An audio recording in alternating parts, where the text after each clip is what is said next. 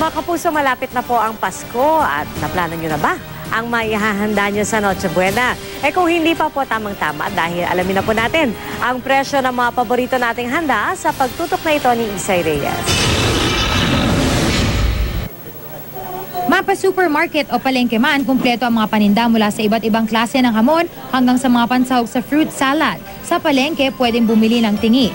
Ang tinging ham at hotdog na kadalasang sahog sa spaghetti, 5 pesos ang isa sa palengke, pero mahigit 100 sa supermarket kung saan kada kilo o gramo ang bentahan.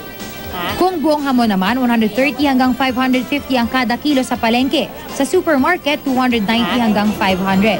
Ang queso de bola sa grocery lang mabibili, pero ang sliced cheese kahit saan meron. Ang mga pansahog naman sa fruit salad, halos pareho lang ang presyo sa palengke at supermarket.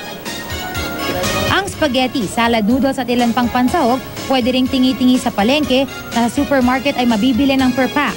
Si Aling Erlinda mas gustong mamili sa palengke. Para walang stress, walang cramming ba? Ang daming tao na kasi. Si Aling Evelyn naman mas gusto sa supermarket. Safe na safe ka sa mga paninda. Takot ako sa palengke kasi mga di mo alam kung ma-expire. Ayon sa ilang tindera sa palengke, matumal ang bentahan ngayon kumpara noong isang taon. Pero wala naman daw silang balak magtaas ng presyo bago ang Pasko. Medyo gumagalaw naman, pero hindi naman kami nagtaas ng presyo.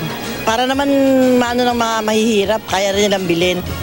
Payo ng DTI, kung talagang gipit sa budget, maaari namang bumili na lang ng mga package ng mga pang Noche Buena.